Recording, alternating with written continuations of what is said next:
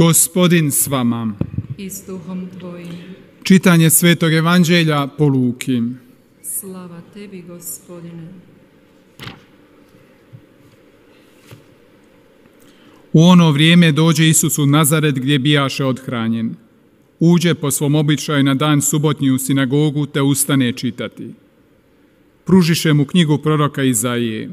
On razvije knjigu i nađe mjesto gdje stoji napisano: Duh Gospodnji na meni jer me pomaza, on me posla blagovjesnikom biti siromasima, proglasiti sužnjima oslobođenje, vid slijepima, na slobodu pustiti potlačene, proglasiti godinu milosti Gospodnje.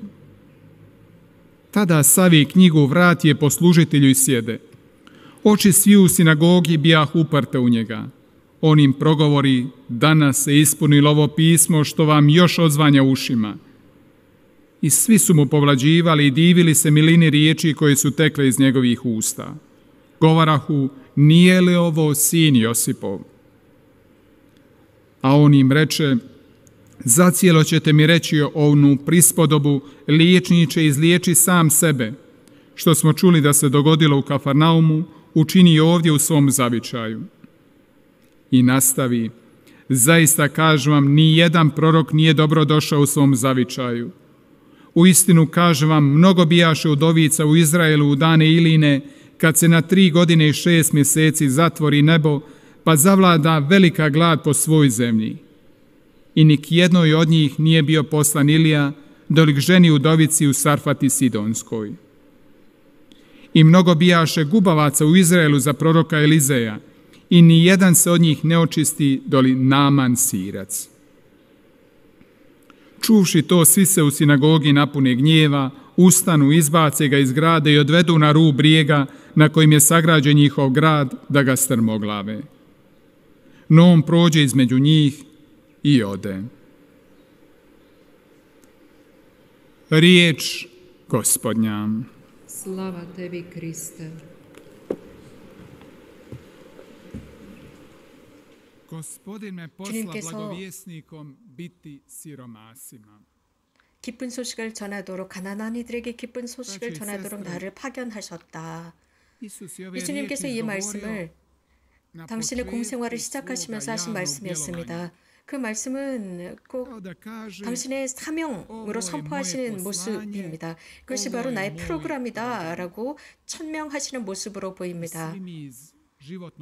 우리가 이미 아는 것처럼 누군가가 어떤 일을 하도록 그 기능이 부여되었을 때,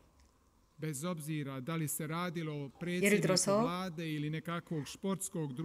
어떤 문화부나 어떤 그 부서의 대표들, 그들은 각자의 자신들의 책임들이 있습니다. 그런 책임들 속에서 프로그램이 있습니다. 거기서 정말 중요한 것은 그것을 제대로 완성하려고, 즉 실현하려고 노력하는 모습들이죠. 예수님께서는 이렇게 당신의 공생활을 시작하시면서 이런 당신의 프로그램을 천명하셨습니다. 나는 파견되었다. 왜? 가난한 이들에게 기쁜 소식을 전하라고 파견된 자다라고 하셨습니다. 나는 바로 치유하고 해방시키는 자다라는 말씀입니다. 예수님께서 하시는 말씀은 사람들이 기다리는 그 행복, 그런 인간적인 행복을 채워줄 수는 없겠지만 인간의 행복의 그 근본 뿌리, 인간의 기쁨의 근본 뿌리는 훨씬 더 깊은 마음의 심오함 속에 있는 것입니다. 그러나 예수님께서는 바로 그러한 비밀을 발견할 수 있도록 도와주기 위해서, 신비를 발견하도록 하기 위해서 이 세상에 오셨습니다. 이러한 신비는 바로 우리들 안에 있다는 것입니다. 그 근본 뿌리 말입니다. 영원함, 불멸함이 우리들 안에 있습니다. 그분은 하느님의 아들이십니다. 형제자매 여러분, 이러한 예수님의 프로그램, 신성의 프로그램, 이러한 말씀을 우리는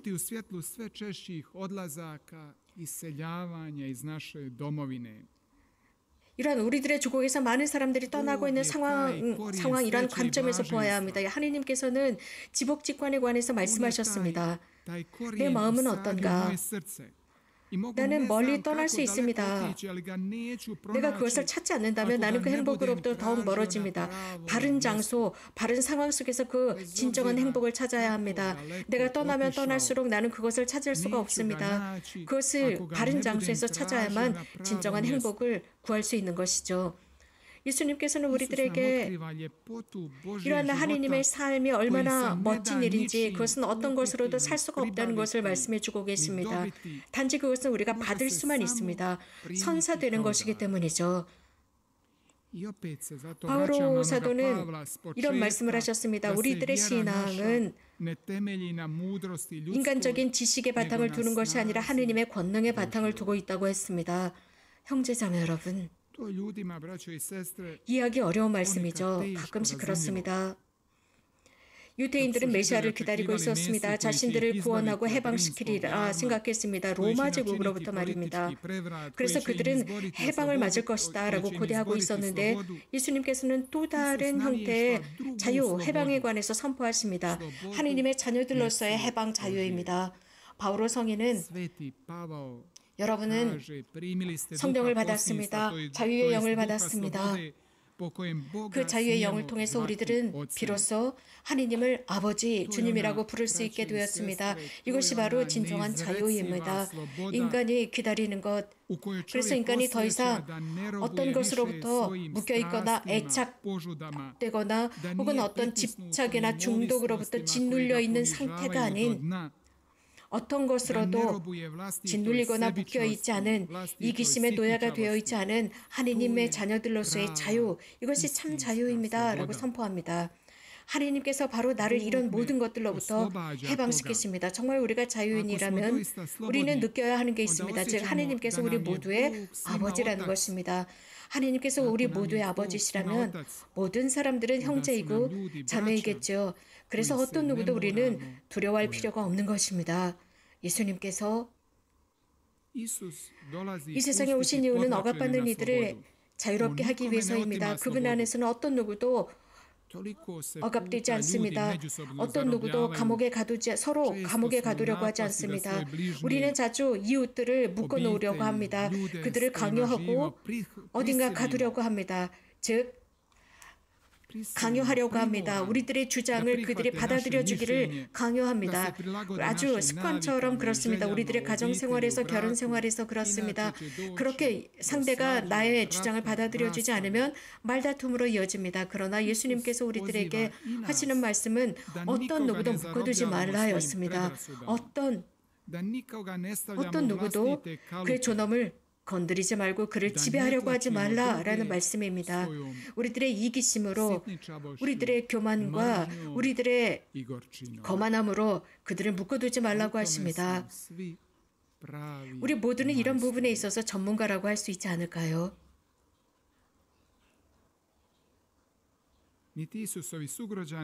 예수님의 동시대인들도 그랬지만 우리들조차도 증오나 이러한 어떤 회한으로부터 해방되지 못합니다. 자유롭지 못합니다. 이것을 오늘 복음에서도 우리들에게 전하고 있습니다. 동시대의 예수님 동시대의 사람들은 저 사람은 요셉의 아들이 아닌가라고 합니다. 자기들 중에 한 사람인데 그로부터 아주 놀라운 것을 듣게 됩니다. 발견하게 됩니다. 너무나도 놀라운 이론, 너무나도 놀라운 하나님의 말씀, 기적과 이적을 행하십니다. 다른 곳에서 행했던 이런 이적들을 바로 동시대 자신들과 같은 사람이 이런 것을 행한다라는 것에 놀라워합니다. 그러나 예수님께서는 그들의 말을 받아들이실 수가 없었습니다. 예수님께서 하신 모든 것은 하느님에 의한 모든 것이었습니다. 하느님께서 원하시는 대로 하시는 것이었습니다. 우리들은 자주 이적과 여러 기적, 치유를 원합니다. 예수님께서는 그들을 구하고자 하셨지만 그들은 메시아를 원했습니다. 우리들은 자주 하느님을 우리들의 목적의 수단으로 생각하곤 합니다. 하느님의 이론은 바로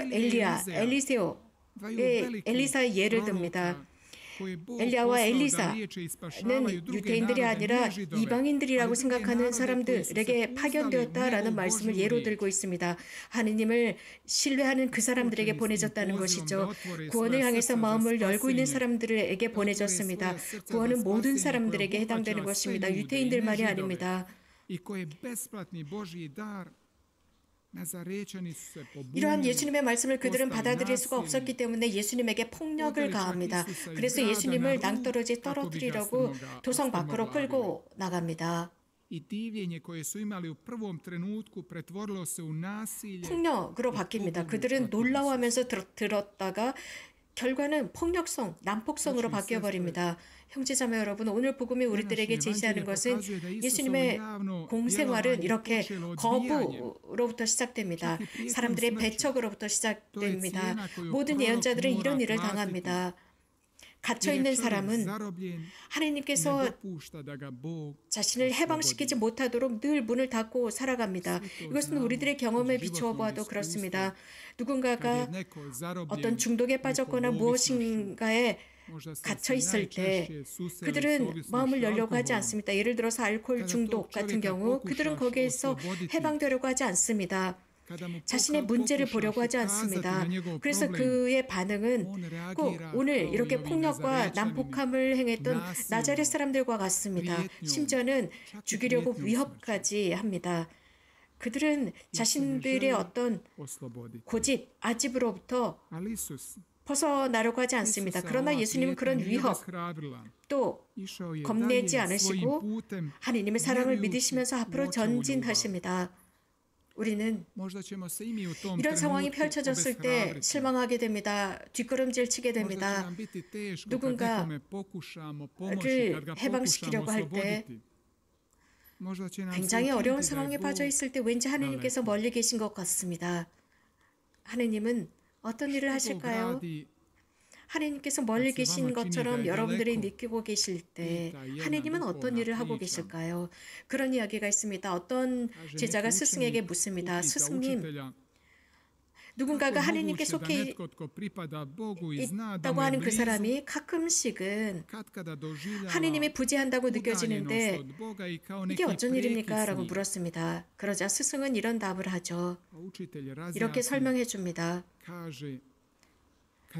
아버지가 자식에게 걸음마를 가르치려고 할 때 어떻게 하느냐라고 묻습니다. 가장 먼저 손을 잡고 걸음마를 가르치고 양손으로 그 아이를 잡고 걸음마를 가르칩니다. 넘어지지 않게 이렇게 걸음마를 시키고 조금씩 걷기 시작하면 점차적으로 손을 놓아서 혼자 걸을 수 있도록 하지 않느냐라고 했습니다. 아버지는 아이가 걷기 시작하면 조금 손을 놓습니다. 그리고 그 아이가 혼자 걸을 수 있도록 도와줍니다. 혼자 걷기를 하도록 말입니다. 아버지가 계속 손을 잡고 있다면 그 아이는 절대로 걸음마를 배우지 못할 것이라고 스승은 설명하게 됩니다.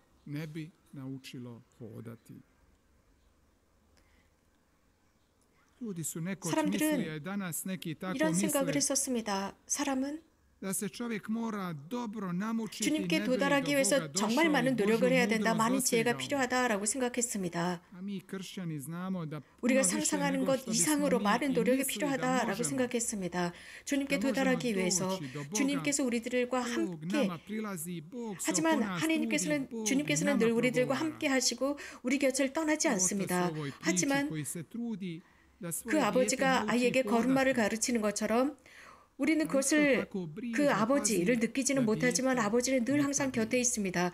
어린아이가 걸음마를 하면서 넘어지지 않도록 늘 곁에서 물론 손은 놓고 있지만 지키는 것과 같습니다. 형제자매 여러분, 오늘 예수님께서는 우리들에게 가르치는 것이 있습니다. 침묵 속에서 하나님과 살기를 가르칩니다. 오늘 복음